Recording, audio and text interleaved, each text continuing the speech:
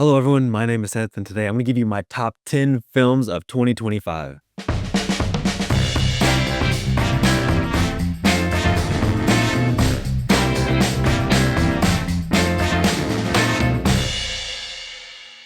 So the time is finally here. We're in 2026. I have seen a lot of 2025 films, pretty much all of the ones that I really wanted to see, the ones that I thought would be contenders for my top 10 of the year.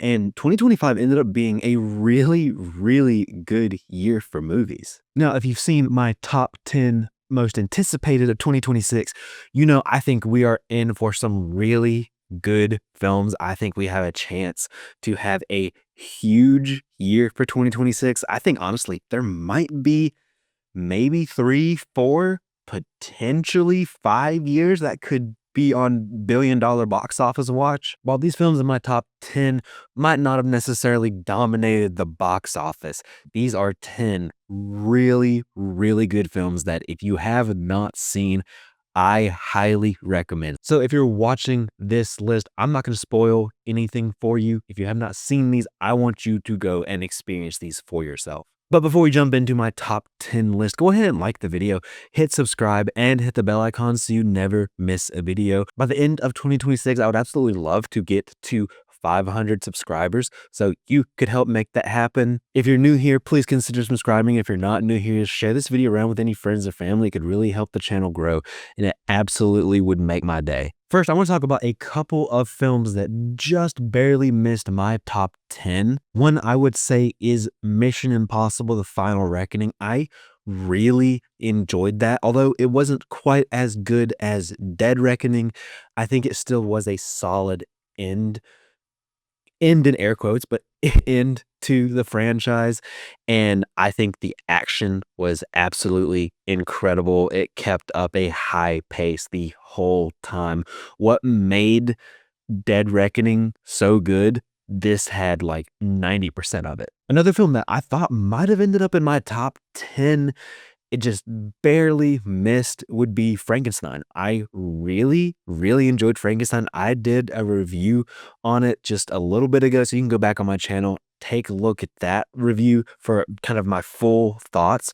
But that had some really great filmmaking. The practical stuff was great. Guillermo del Toro is a perfect person to tell the story of Frankenstein. We have a very true to the original source material story here, and Oscar Isaac, Jacob Elordi, both are really, really good. But now, without further ado, let's get into my top 10 of the year, starting with number 10. And number 10 is Black Phone 2. Now, that might be a surprise to some people. I don't know how often that film is going to pop up on the top 10 of 2025, but it just worked for me. I really, really enjoyed the first one, and this second one takes everything that works so well in the first one and they kind of like ratchet it up a little bit, and they honestly double down on some of the supernatural stuff. And I made this joke in my review, but I said it's kind of like Scott Derrickson said, hey, I'm going to make a Nightmare on Elm Street movie and nobody's going to be able to stop me. Mason Thames and Madeline McGraw both do a very, very good job as the leads in this, and Ethan Hawke as the grabber.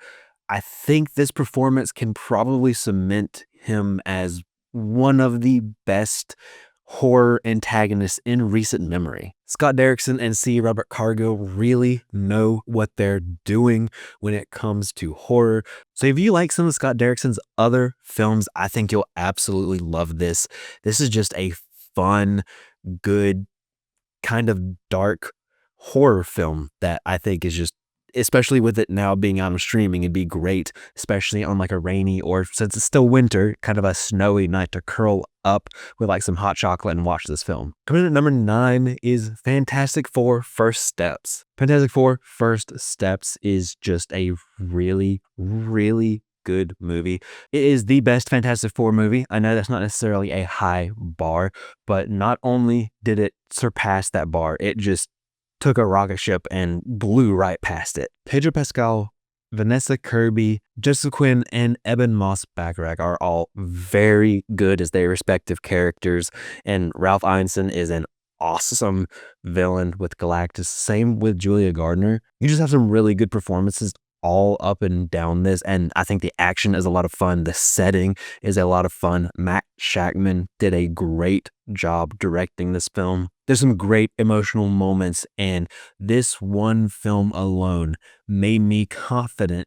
Yeah, I want this team to be one of the main focuses of the MCU going forward. I had so much fun with this film, and I'm excited to see these characters return in Avengers Doomsday and beyond. So if you've been down on Marvel recently, I think this is a great film to jump back in. Coming in at number 8 is The Life of Chuck. Now, this is a film that I didn't have a chance to review.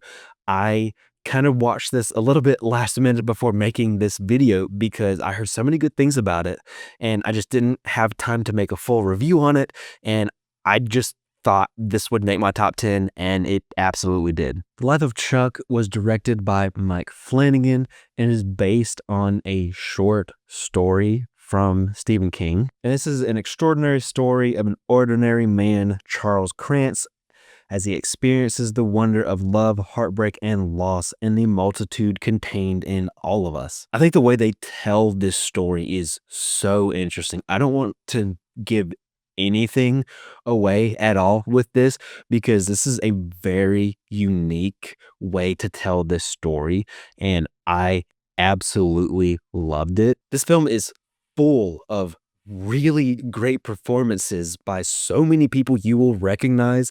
It seems about every other scene, somebody else was popping up. I was like, hey, like this person's awesome. Like, for example, David Dastmalchian pops up for a scene here and there, and then Matthew Lillard pops up for a scene here or there. Just stuff like that. And they don't just show up just to show up. They have a meaning of being there, and they give a great performance. You have great performances all throughout this film, but this story is just so incredibly touching. This is a story that after you're done watching it, it just kind of makes you reflect on your own life, and films and stories that can connect with you in that way and make you think in that way is something that's very, very special. So I will warn you going into it, it might be a little bit different than what you're used to, but I think stick with it. This is definitely a incredible and touching film. Coming at number 7 is Thunderbolts. And speaking of touching with the life of Chuck, who would have thought that a story about kind of some of Marvel's outcasts, some of the side characters, would be also such a touching film. The way that they deal with mental health and doubting yourself and feeling alone and depression, it is just so, so good. You'll probably hear me say this a lot throughout this video, but this is another film that has really incredible performances.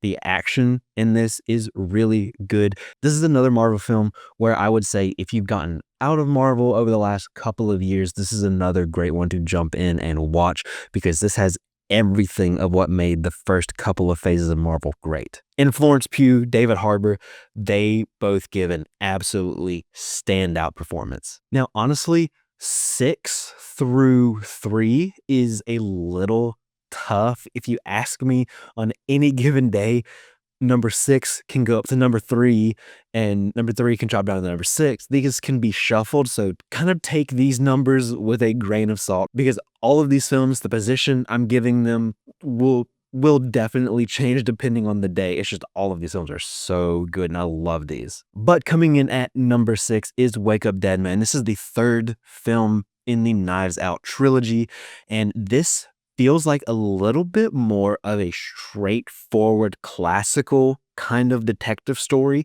Now, some of the characters aren't quite as elaborate and eccentric as the first couple. You still get a little bit of that here, but this almost feels a little bit more grounded. But Wake Up Dead Man has potentially my favorite protagonist of all 3 of the films, with Father Judd played by Josh O'Connor, and Josh O'Connor gave an incredible performance. This whole cast is stacked. Like I said, they all give a good performance, but this is my favorite performance I've ever seen from Josh O'Connor, and it definitely has turned me into a big fan of his. Daniel Craig is awesome as always as Benoit Blanc. I want them to make a million more of these.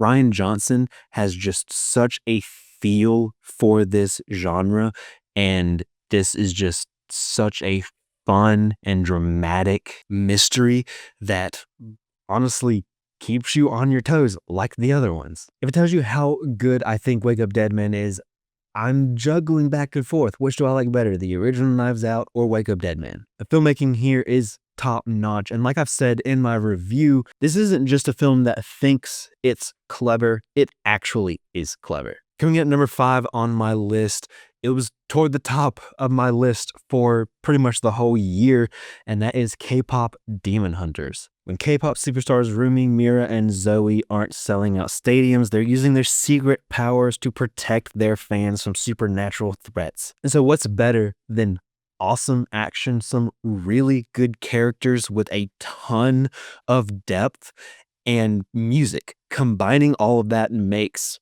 for a recipe that I really enjoy. Not only are literally all of the songs in this film absolutely amazing, the animation is so much fun. It takes a lot of inspiration from the Spider-Verse films, but I think maybe it almost improves on it just a little bit. They built a world here that is so interesting, and then they populated it with characters that we get to know and really care about, that have a lot of depth, and I want to see more from all of these characters. Rumi is one of my favorite protagonists from this whole year. I love the journey she goes on in this film, and this whole film is just expertly paced. So if you haven't seen this film, but you're maybe a little bit annoyed by kids just screaming golden at the top of their lungs, just trust me, there is some awesome emotional depth and some really great storytelling here you don't want to miss. So please give it a shot. Coming in at number 4 was Weapons by Zach Krieger. And Zach Krieger has turned himself into a director where I'm going to be there no matter what. I'm so excited for his Resident Evil movie that he's working on. They're potentially making a prequel for this film. The way that Zach Krieger decides to tell his story in this film is so interesting. It's broken up into different parts. We focus on different characters, and each character we focus on almost kind of has a little bit of a different style of storytelling as well. This is a film that has a lot of characters with a lot of depth, but a lot of flawed characters as well. It has a mystery where you're just sitting on the edge of your seat. You are clinging to every bit of information, and they give you the information at the right time while also bringing up more questions. And I think one of the things a horror film has to do is it has to creep you out to some degree, and this is a very creepy film. There are some shots where they just take really long takes and they kind of trick your brain. Am I actually seeing something, or am my mind making something up in the shadows?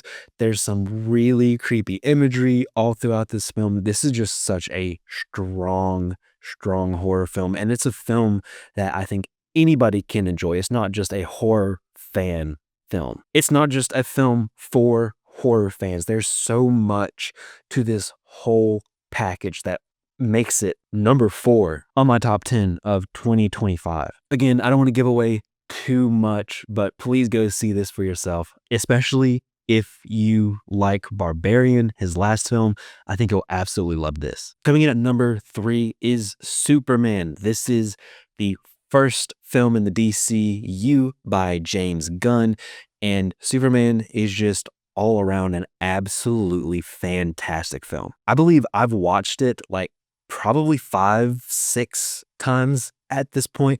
This is just such a good film to throw on. This is just such a fun film that gets Superman right. And it is very comic booky in kind of the James Gunn style, but it balances all of the characters brilliantly. You have an awesome performance as Superman from David Cornsweet. I am so excited to see more from him for the next who knows how long I will see him. I'm happy to watch him play Superman for years and years. This film had a tough task to do. That is bring Superman to the big screen in a brand new universe and kick off a brand new universe. And they were so successful here. This is just such a inspiring and hopeful film, and that's exactly what I would want from a Superman film. It was a great start to the new DC universe. It's bright, colorful, there's heart, there's drama. Like I said, David Corenswet is awesome as Superman, but Nicholas Hoult is really, really good as Lex Luthor. And if it tells you how good this film was and how well the character of Superman was handled before this film, I would say like I liked Superman. Like he was all right, but now, especially this version of the character, like I get it. I love Superman. And I'm so excited for him to be the center of the DC universe going forward. Coming at number 2 is Marty Supreme. Now, this is another one that was kind of a last minute add to my top 10. I just saw it the other day and I absolutely loved it. I'm so glad that I went to go see this film. Honestly, this might be one of the most well-paced films I have ever seen. It's a movie that is on the longer side. It's about 2.5 hours, but it absolutely did not feel like it. The whole thing had this high-paced energy all the way through, but it knew when to kind of back off a little bit, but then it'd get right back into that high pace. And it didn't even take action for it to be high-paced. Sometimes it literally could just be two characters sitting in a room talking to each other, and you just feel the pace moving so quickly, but it never feels like it rushes. This film never drags anywhere. I think one of the things that's so interesting to me about this movie is that our main character,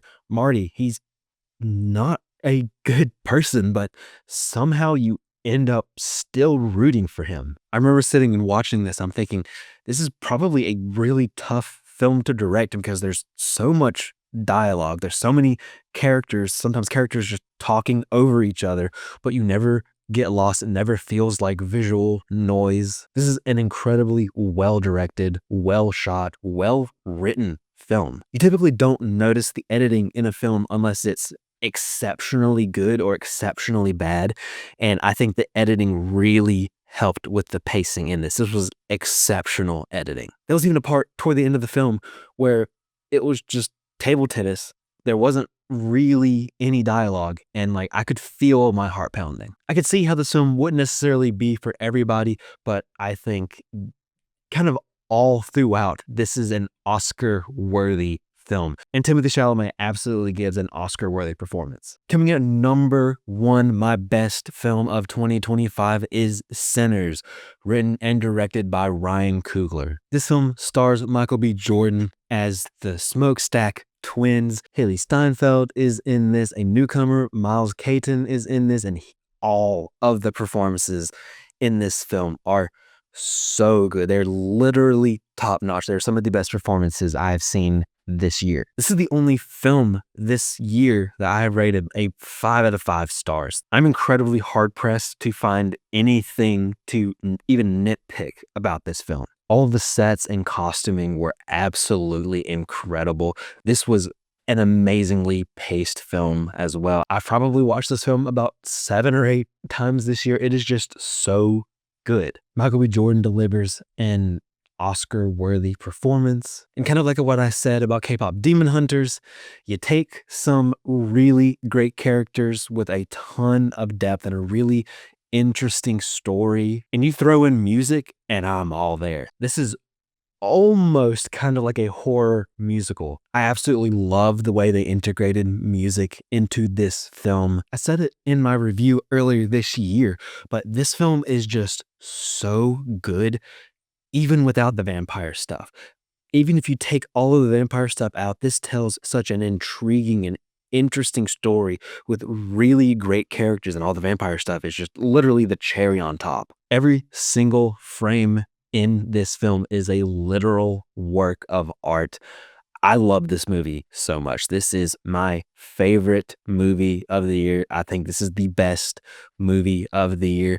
Again, I don't want to say too much. If for some reason you have not seen Sinners, please go see it. I think it's the best film of the year. Like I hope it wins all of the Oscars. Sinners for me is just a film where literally everything goes right. But that's it. That's my top 10 of 2025. Let me know what you thought of my list in the comment section down below, and also leave your list in the comment section down below. I would love to have a conversation with you about it. What is your number one film of 2025? Thank you so much for watching. I really appreciate it. Don't forget to like this video, hit subscribe, and hit the bell icon so you never miss a video. You can follow me pretty much anywhere at CinemaSeth, and I'll see you next time.